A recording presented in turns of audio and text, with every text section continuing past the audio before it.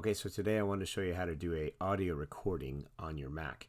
So if you have a microphone and you have a Mac and you're doing something like a podcast or some audio work or some voiceover work and you want to do a recording, you're going to need to do this. It's pretty simple, but basically you're just going to click on your QuickTime Player up at the top left-hand corner of your screen where it says QuickTime Player. You're going to click File and then New Audio Recording.